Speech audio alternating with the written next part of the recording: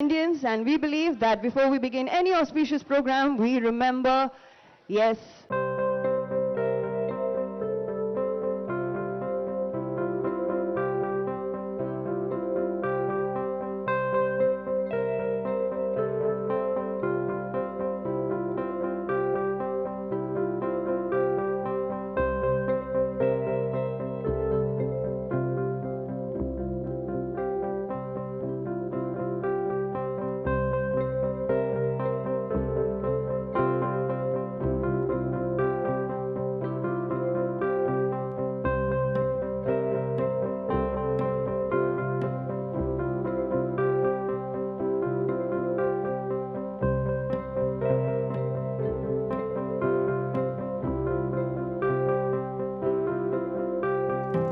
తమ్ముళ్ళు చెల్లెలు తెలంగాణ యంగ్స్టర్స్ ఎవరైతే ఉన్నారో వీళ్ళందరి వల్ల ఈరోజు ఏం జరుగుతూ ఉంది అంటే ఇన్వెస్ట్మెంట్స్ వస్తున్నాయి. ఇన్వెస్ట్మెంట్స్ వచ్చినప్పుడు ఆటోమేటిక్గా ఎక్స్పాన్షన్ జరుగుతుంది. ఎక్స్పాన్షన్ జరిగిన తర్వాత ఆటోమేటిక్గా దాని బై ప్రోడక్ట్ కింద రియల్ ఎస్టేట్ కూడా వృద్ధిలోకి పోతుంది. చాలామంది రియల్ ఎస్టేట్ అంటే ఏమనుకుంటారంటే ఇది కొనడం అమ్మడం అనుకుంటారు. కానీ రియల్ ఎస్టేట్ ఒక ఇండస్ట్రీ నిజంగా చెప్పాలి అంటే it employees more than 3 million people in one state Telangana. ఈరోజు రియల్ ఎస్టేట్ కేవలం హైదరాబాద్కి పరిమితం కాలేదు. నిన్న మొన్న నేను చూశాను, చంద్రబాబు నాయుడు గారు చెప్తా ఉన్నారు, ఆయన ఆంధ్రాలో ఎక్కడో మాట్లాడుతూ చెప్తున్నారు, ఒకప్పుడు ఆంధ్రాలో 1 ఎకరం అమ్మితే తెలంగాణలో 10 ఎకరాలు కొనుక్కునే పరిస్థితి ఉండేది. కానీ వాళ్ళ తెలంగాణలో 1 ఎకరం అమ్మితే మహారాష్ట్రలో ఒక 10-20 ఎకరాలు కొనుక్కునే పరిస్థితి అని స్వయంగా చంద్రబాబు నాయుడు గారు చెప్పే పరిస్థితి. ఎందుకు చెప్తా ఉన్నాయంటే ఈరోజు హైదరాబాద్లో పెరుగుతున్న ధరలు కానీ, హైదరాబాద్లో ఉన్న పరిస్థితులు కానీ, ఇక్కడ ఉన్న గ్రోత్ కానీ, ఇదంతా కేవలం నన్ను అడిగితే నిజంగా కూడా ఇప్పటిదాకా మీరు చూసింది కేవలం ట్రైలర్ మాత్రమే. ఇంకా సినిమా ముందు ఎందుకంటా ఉన్నా అంటే ఇంకా చాలా ప్రాజెక్ట్స్ ఉన్నాయి. మెట్రో విస్తరించబోతా ఉంది, మూసీ ప్రాజెక్ట్ కంప్లీట్ చేయాలి, ఇంకా చాలా ఆలోచనలు, చాలా గొప్ప విజన్ ఉన్న నాయకుడు ముఖ్యమంత్రిగా కేసీఆర్ గారి రూపంలో మనకున్నారు. కాబట్టి I compliment Times for organizing this, but at the same time I also request our builders in Hyderabad to compete with the best in the world. See, I keep looking at these Instagram reels. అందులో హైదరాబాద్ ఎంత అందంగా ఉంది, అంత అందంగా ఉంది అని చెప్పి పిల్లలు పెడతా ఉంటారు. కానీ ఈ అందం సరిపోదు. If you have to compete with the global cities and if you really want to be a global metropolis, I think we have to do a lot more. చాలాసార్లు చెప్పాను ఇక్కడ ఉన్న బిల్డర్స్కి, మీరు ఆ డబ్బా లాంటి బిల్డింగ్లు కడితే ఎవరు రారు. పోటీ ప్రపంచంలో మంచి landscape, because what you're adding when you're building a skyscraper is essentially you're redefining the skyline of Hyderabad, you're redefining the beauty of Hyderabad. Today when somebody mentions New York, what you think of is immediately Manhattan. Even though there is Long Island, even though there is Queens and Brooklyn, everybody thinks only of Manhattan. Likewise, Hyderabad అనగానే కొంతమంది మమ్మల్ని విమర్శ చేస్తూ ఉంటారు. హైదరాబాద్ అంటే కేవలం గచ్చిబౌలినా, కేవలం కొండాపుర, మాదాపుర. ప్రతి ఊళ్ళో, న్యూయార్క్లో కూడా బ్రాంక్స్ ఉంది, న్యూయార్క్లో కూడా లాంగ్ ఐలాండ్ ఉంది, న్యూయార్క్లో కూడా క్వీన్స్ ఉంది, న్యూయార్క్లో కూడా బ్రూక్లిన్ ఉంది. కానీ న్యూయార్క్ అనేసరికి గుర్తొచ్చేది మాత్రం మన్హాటన్. కాబట్టి ప్రతి నగరంలో కూడా ఒక sky line, sky scrapers.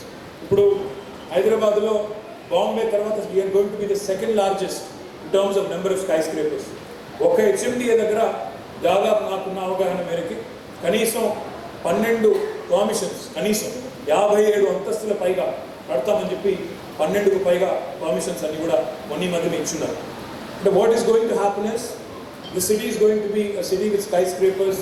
The city Skyline is also going to be extremely attractive if you look at it from a visual perspective. But what needs to also happen is, in the case of some global cities like San Francisco, the cities in fact have mandated, మీరు డబ్బా బిల్డింగ్లు కడితే కుదరదు, మీరు అందమైన బిల్డింగ్లు కట్టాలి, innovative డిజైన్స్తో రావాలి అని చెప్పి మ్యాండేట్ చేశారు కొన్ని దేశాల్లో, కొన్ని నగరాల్లో.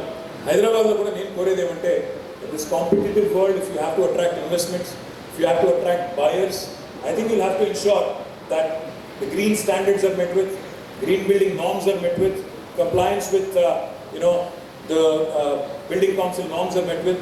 At the same time, most importantly, like I said, elevations, the interiors also need to be of world standard. నిజంగా కూడా ఇప్పుడు హైదరాబాద్లో రేట్స్ చూస్తూ ఉంటే అప్పుడప్పుడు నాకు కూడా భయం వేస్తూ ఉంటుంది. ఎందుకంటే I don't want the city to lose the affordability tag.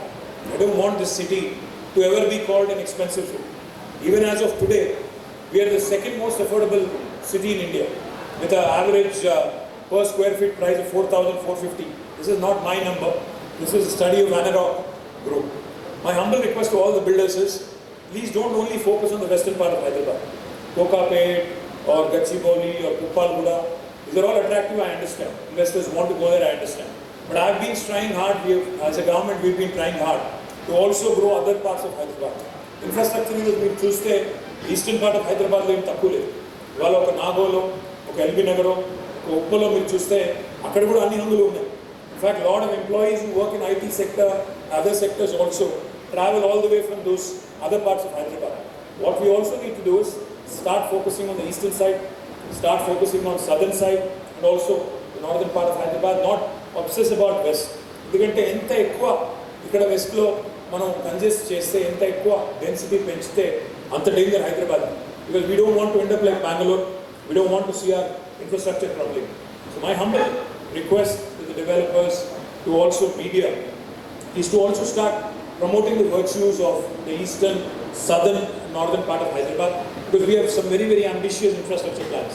Metro విస్తరణ కానీ లేదా ఇతర అవకాశాలు కానీ అందరికీ హైదరాబాద్ నలుమూలల, ఎందుకంటే హైదరాబాద్ గురించి ఇంత హైదరాబాదే ఉందా ఇంకేం లేదా అని అడుగుతూ ఉంటారు కొంతమంది, వేరే పట్టణాలు లేవాలి. వాస్తవం ఏంటి అంటే మహాత్మా గాంధీ ఎప్పుడో చెప్పారు, భారతదేశం పల్లెల్లో నివసిస్తుంది అని. వాస్తవమే, 70% భారతదేశం ఇంకా పల్లెల్లో నివసిస్తోంది. 43%, 43 కాదు, 53% తెలంగాణ కూడా ఇంకా పల్లెల్లోనే ఉంది. కానీ పల్లెల్లో ఎక్కువ మెజారిటీ ప్రజలు ఉన్నాం. ఈ దేశాన్ని, రాష్ట్రాన్ని నడుపుతున్న ఎకనామిక్ ఇంజిన్స్ మాత్రం మన పట్టణాలు. ఇవాళ తెలంగాణ తీసుకుంటే ఒక హైదరాబాద్ నుంచి మనకు దాదాపుగా 45-50% మన జిఎస్టీకి కాంట్రిబ్యూషన్ ఇక్కడి నుంచే ఉంటుంది. అందుకే మన నగరాలను ఎందుకు కాపాడుకోవాలి, నగరాల్లో ఎందుకు ఇన్వెస్ట్మెంట్ పెట్టాలి అంటే, ఇక్కడి నుంచి ఉత్పత్తి అయ్యే సంపదనే మన సంక్షేమ అభివృద్ధి కార్యక్రమాల రూపంలో రాష్ట్రం అంతా కూడా ఖర్చు పెడతా ఉన్నాం. కాబట్టే మన నగరాల మీద ఫోకస్ పెట్టాలి. కాబట్టి నగరాల్లో నాణ్యమైన జీవన విధానాలు, జీవన ప్రమాణాలు ఉండాలి. ఉన్నట్టయితేనే మన రాష్ట్రం కూడా ముందుకు పోతుంది, దేశం కూడా ముందుకు పోతుంది. With unwavering commitment and unflinching support of the honourable chief minister, we will continue to forge ahead, and with the blessings of the people, I'm very confident. Next year కూడా టైం టు కాల్ మళ్ళీ expo పెట్టండి, మళ్ళీ నేనే వస్తాను. Government ఎట్లా మళ్ళీ మాదే వస్తుంది. Thank you.